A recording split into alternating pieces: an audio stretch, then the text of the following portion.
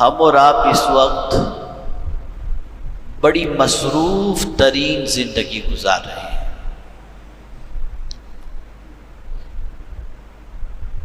ہر آدمی کو دیکھو تو دوڑتا ہوا بھاگتا ہوا دکھائی دیتا ہے۔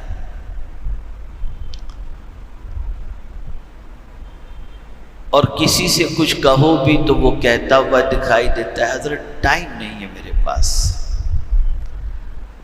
اور اتنے ٹائم کی قلت ہو گئی کہ کچھ لوگ تو بمشکل تمام نماز پڑھتے ہیں اور جہاں سلام پھیرا تو پہلے موبائل، کسی کا میسج تو نہیں۔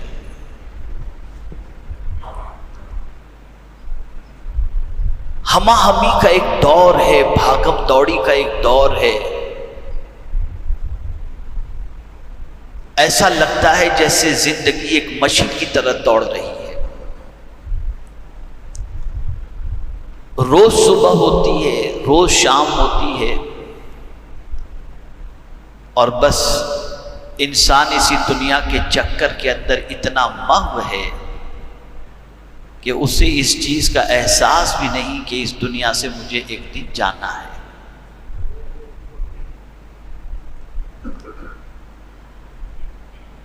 ابھی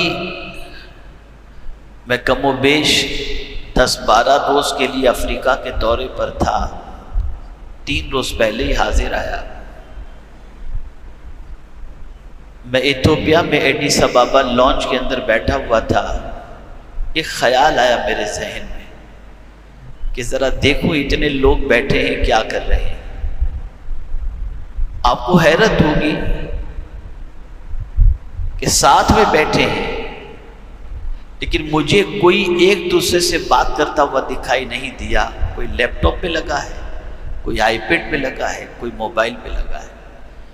میں نے کہا یا اللہ، یہ اتنی اجنبیت کہ قریب بیٹھ کر کے بھی انسان ایک دوسرے سے بات نہیں کر پا رہا۔ یہ ہماری زندگی بن چکی ہے، اور یہ حال صرف وہاں کا نہیں ہے۔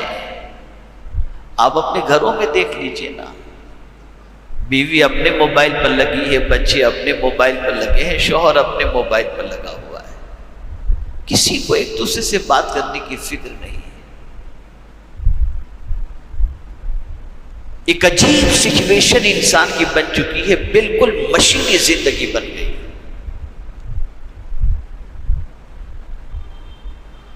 اور اس زندگی نے انسان کو اتنا بڑا خسارہ دیا ہے جس کی کوئی انتہا نہیں۔ سب سے پہلی چیز کہ اس انسان کو دنیا کی مصروفیات کے اندر اتنا ڈبا دیا کہ اب اسے بمشکل تمام شاید کبھی کسی کے انتقال پر مرنے کا خیال آ جائے، ورنہ یہ خیال آتا ہی نہیں۔ اور اسی لیے انسان پلاننگ بھی کرتا ہے تو صبح سے لے کے رات تک اسی زمین پر پرماننٹ رہنے والی پلاننگ کرتا ہے، جانے والی پلاننگ اس کے پاس نہیں ہے کہ ہمیں اس دنیا سے جانا ہے۔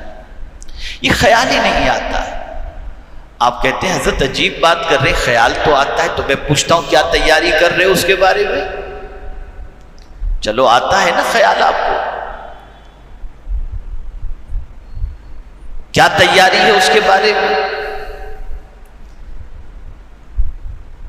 یہ چند دنوں کی زندگی گزارنا اتنا کٹھن ہے، جبکہ یہاں ہر ایک دوسرے کا تعاون کرنے والا موجود ہے، وہاں تو کوئی کسی کا نہیں ہوگا، تو کیا وہاں کے لمحات کاٹنا آسان ہوگا؟ میں آج تھوڑا سا اسی حوالے سے کچھ باتیں آپ کو بتاؤں گا، اس لیے کہ چلتے پھرتے مجھے کبھی کوئی چیز سمجھ میں آ جاتی ہے، محسوس ہوتی ہے، تو پھر یہ سوچتا ہوں چلو اس راہ سے امت کا کچھ بھلا ہو جائے اور امت کی کچھ اصلاح ہو جائے۔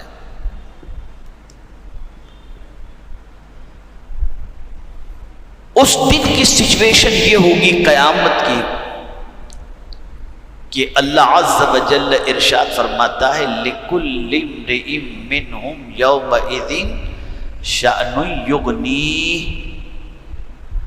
ایک دوسرے سے آدمی بے نیاز ہو جائے گا، کسی کو کسی کی پرواہ نہیں ہوگی، کسی کو کسی کی فکر نہیں ہوگی، کوئی کسی کا پرسان حال ہوگا ہی نہیں۔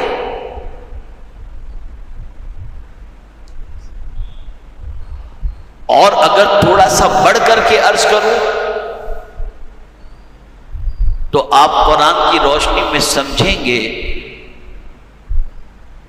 کہ کوئی کسی کا پرسان حال نہ ہونا یہ بھی ایک سمجھ میں آنے والی بات ہے، لیکن جو قیامت میں مجرم ہوں گے، اب آپ کہیں کہ ہم مجرم نہیں، تو میں سمجھتا ہوں کہ ہم میں کا کون ایسا ہے جو مجرم نہیں؟ ہم تو صبح شام اللہ کی نافرمانی کرتے ہیں،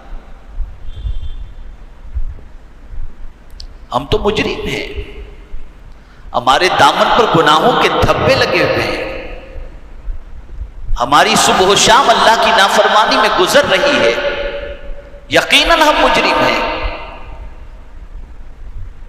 اللہ اپنے فضل سے ہمارے گناہوں کو اور ہمارے جرموں کو معاف فرما دے۔ تو مجرم کیا تمنا کریں گے قیامت میں، اسے سنیے آپ۔ یود المجرم، مجرم آرزو کرے گا، لو یفتدی من عذاب یومئذ ببنیہ وصاحبتہ واخیہ وفصیلتہ التی تؤویہ۔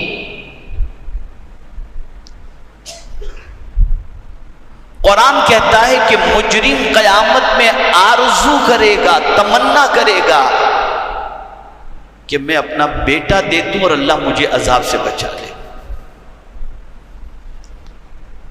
میں اپنا بھائی دے دوں اللہ مجھے عذاب سے بچا لے، میں اپنا دوست دے دوں اللہ مجھے عذاب سے بچا لے۔ بلکہ آگے قرآن کہتا ہے وہ تمنا کرے گا سارے انسانوں کو بھلے جہنم میں ڈال دیا جائے، مجھے اللہ بچا لے۔ یہ مجرم قیامت میں تمنا کرے گا، یعنی وہ باپ بیٹے کا رشتہ اس قیامت کے دن ایسی سچویشن میں بدل جائے گا کہ مجرم اپنے بیٹے کی تکلیف نہیں اپنی تکلیف کی فکر کرے گا، اور سوچے گا میرے بچے کو آگ میں ڈال دیا جائے تو ٹھیک ہے لیکن میں بچ جاؤں۔ اب آپ مجھے بتائیے کتنا سخت ترین دن ہوگا، اور وہاں کی تکلیف کتنی سخت ترین ہوگی۔ قرآن کہتے ہیں کلا، ہرگز نہیں، ایسا نہیں ہو سکتا، جرم تم نے کیا ہے سزا تم کو بھگتنی پڑے گی، اور وہاں کی سزا کیا ہے آپ کو معلوم؟ اللہ اکبر، اللہ اکبر، الامان والحفیظ۔ وہاں کی سزا کوئی برداشت کرنے کی طاقت نہیں رکھتا۔ ارے اگر قدرت حساب لینے پر آئے تو بندہ حساب دینے کی طاقت نہیں رکھتا، اس نے اگر کسی کو روک لیا گیا وہ کام سے۔ اسی لیے استاذ زمن کہتے ہیں بے سبب بخش دے نہ پوچھ عمل، نام غفار ہے تیرا یار، ہم سے عمل نہ پوچھ، بے سبب بخش دے میرے قریب۔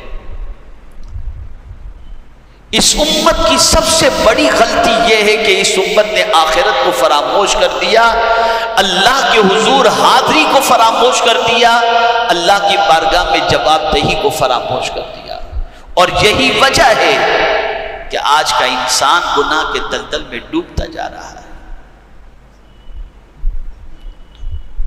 قرآن میں قیامت کے دن کے کئی نام بیان کیے گئے، یوم عظیم، یوم التغابن، یوم الدین، یہ سارے نام قرآن کے اندر آئے ہیں۔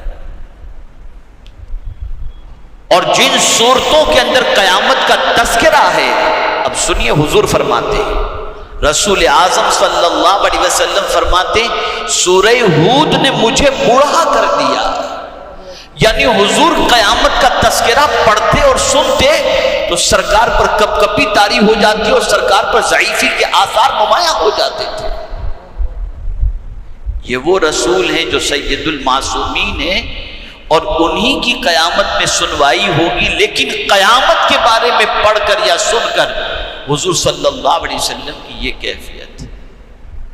میاں آج تھوڑا سا درد برداشت نہیں ہو پاتا، تھوڑی سی بخار کے اندر نانی یاد آ جاتی ہے، وہاں کی تکلیف کیسے بڑھ، کیا تیاری کی ہم نے وہاں کے لیے؟ کچھ سوچا کبھی ہم نے اس کے بارے میں؟ اور جو سوچتے ہیں ان کا حال کیا ہوتا ہے؟ ان کا حال یہ ہوتا ہے کہ روزانہ رات کو سیدنا فاروق اعظم رضی اللہ تعالی عنہ اپنی چٹائی کے نیچے سے درہ نکالتے، اپنے پیر پر مارتے ہوئے فرماتے تھے، اے پیر آج بتا تو کس راستے پر چلا ہے، اس لیے کہ اللہ تجھ سے حساب لے، اس سے پہلے میں تیرا حساب لے لوں۔ یہ سوچ تھی، یہ فکر تھی آخرت۔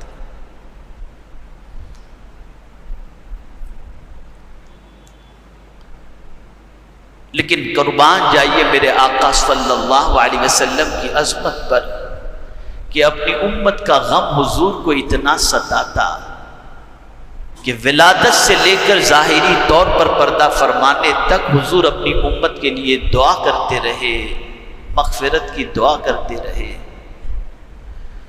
اور حضور صلی اللہ علیہ وسلم یہی چاہتے رہے کہ بس میری امت کی بخشش ہو جائے۔ تو حضور صلی اللہ علیہ وسلم نے ایسے اعمال بتائے جس کی وجہ سے اس قیامت کے دن اللہ عز و جل گھبراہٹ سے محفوظ و مامون رکھے۔ تو میں آج صرف آپ کو اس قیامت کے دن کے حوالے سے اور وہاں کی سختی کے حوالے سے مختصراً عرض کر کے گفتگو ختم نہیں کروں گا، میں یہ بھی بتاؤں گا کہ اس دن اگر گھبراہٹ سے بچنا ہے تو کیا کرنا چاہیے، کیا کرنا